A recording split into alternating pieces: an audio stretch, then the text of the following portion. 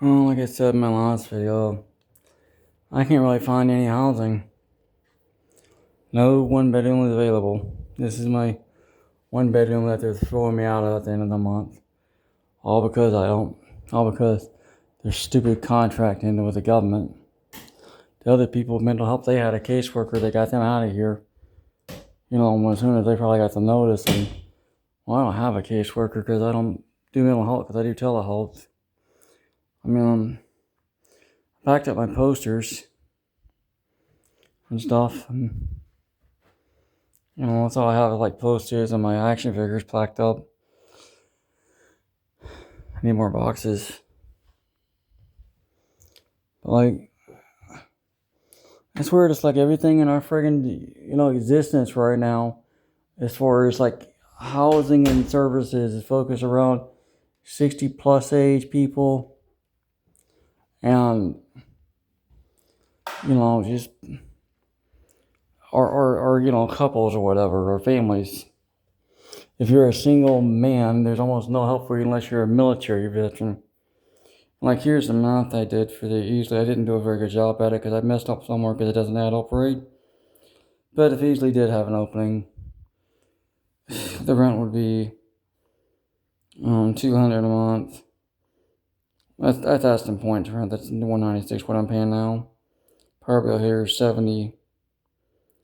The move-in fee would be for the power being started to be $200. I don't know what the actual power would be, $9, $8 like that. That's the cell phone, $80. That's the no, cell phone's $30. The K1 internet's $80. Xbox Live $10 a month. Up there somewhere, Amazon Prime for 14. I don't know where we're down at, but yeah, that's all my bills. Like I said, it's gonna take an act of God for me to find housing in the way things are in this world. Being on a fixed income, most of the programs being elderly only. Like I said, the other people that the state moved here, they were elderly, so they were a lot easier to find housing for, I guess, or maybe because there's a lot more elderly only facilities. Yeah. If I, when I do figure out what the heck I want to do, that goes with me toe shoving, but that's theirs. So it doesn't never. But, like I said, I don't know where I'm going to pull this stuff. I know the other building in Eastleigh, the one I'm on the waiting list for, it was built in the 70s, so which means it's way smaller space. And this is my groceries before I get any money. This is what I have left until I get some money. I'll have some on the first. And like, here's all the Meals on Wheels meals they over delivered. And the hamburger and fries, but I'm just not really feeling like cooking lately. And just what I've left to drink Dr. Thunders and milk and stuff. Yeah. And that, I'm not going to throw that out. That's kind of pointless.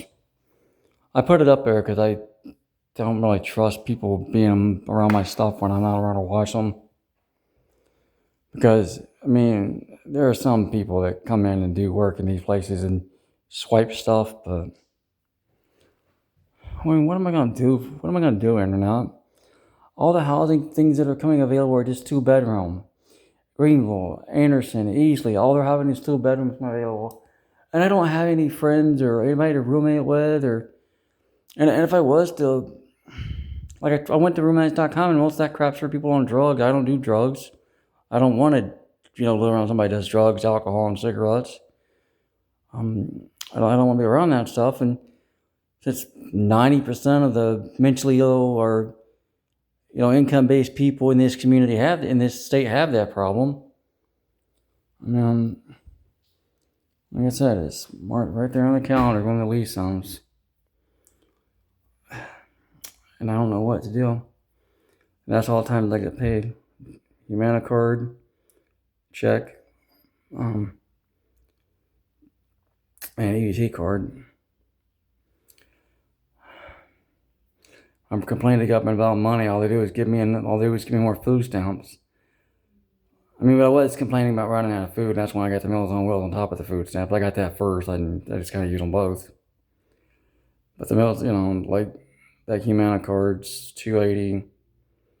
The EBT's 96, I think, and then the cash is $1,049.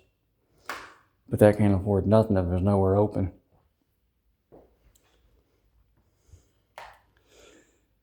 I mean, again, what am I gonna do?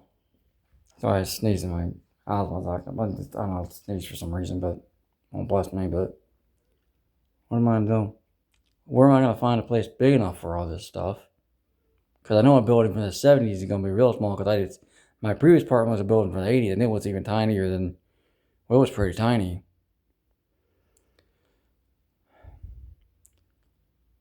I wish they knew somebody that lived clean like me, that was in the same boat.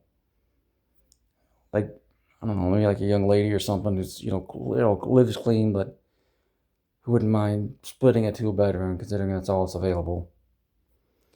But yeah, the odds of that happening in this friggin' state is a snowball's chance in hell.